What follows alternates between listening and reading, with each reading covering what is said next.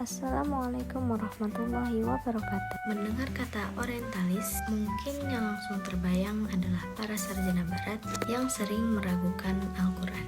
Namun, tahu gak sih kalau sebenarnya tidak semua orientalis memiliki pandangan seperti itu? Salah satu tokoh yang menarik untuk dibahas adalah William Montgomery Watt. William Montgomery Watt lahir di Skotlandia tahun 1909. Ia berasal dari keluarga pendeta dan sejak muda sudah mempelajari filsafat dan teologi. Ketika melanjutkan pendidikannya di Universitas Edinburgh, Oxford, dan Jena, ia mulai tertarik untuk mempelajari berbagai agama.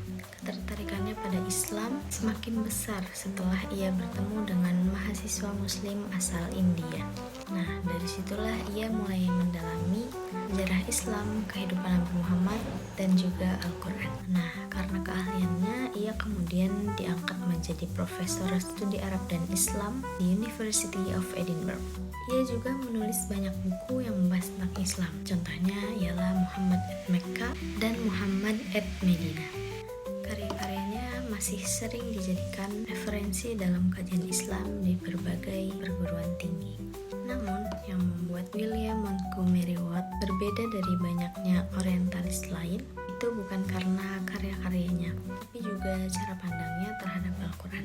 Nah, seperti apa pandangannya? Yuk, mari kita simak. William Montgomery Watt dikenal sebagai orientalis yang memiliki pandangan lebih moderat dibandingkan sebagian orientalis barat lainnya. Dia tidak menganggap Al-Quran sebagai tiruan dari kitab Yahudi maupun Kristen. Menurutnya, Al-Quran memiliki keaslian, membawa pesan yang khas, dan memberi sesuatu yang baru dalam sejarah agama. Dalam mengkaji Al-Quran, Watt menggunakan pendekatan historis. Artinya, ia berusaha memahami ayat-ayat Al-Quran dengan melihat kondisi sosial dan sejarah pada masa Nabi Muhammad.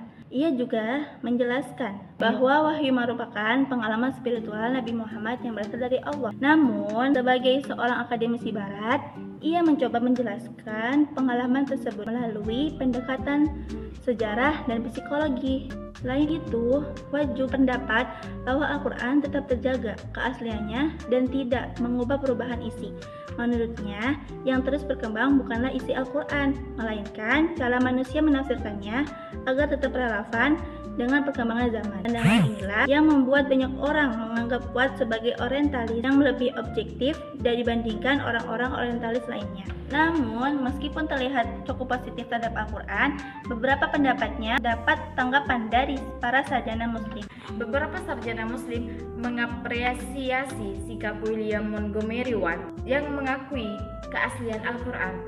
Namun mereka juga memberikan kritik terhadap beberapa pandangannya. Salah satu kritik yang paling sering dibahas adalah ketika Watt menjelaskan proses turunnya wahyu melalui pendekatan sejarah dan psikologi. Menurut mayoritas ulama, wahyu tidak cukup hanya dipahami sebagai pengalaman spiritual yang bisa dianalisis secara akademik dalam sejarah Islam. Al-Quran adalah firman Allah yang diturunkan kepada Nabi Muhammad melalui malaikat Jibril, sehingga tidak dapat dijelaskan hanya dengan teori, sejarah, atau psikologi.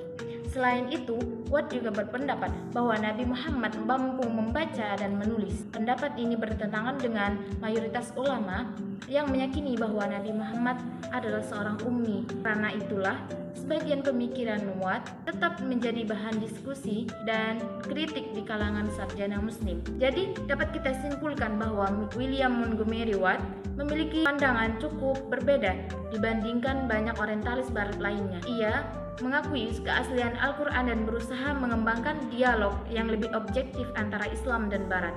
Meskipun demikian, beberapa metodenya tetap dikritik karena dianggap belum sepenuhnya sesuai dengan pemahaman Islam. Demikian pembahasan kami mengenai William Montgomery Watt dan pandangannya tentang Al-Quran. Semoga video ini dapat menambah wawasan kita dan mendorong kita untuk mempelajari berbagai pemikiran secara kritis tanpa meninggalkan ajaran Islam sebagai pedoman utama. Terima kasih telah menyaksikan.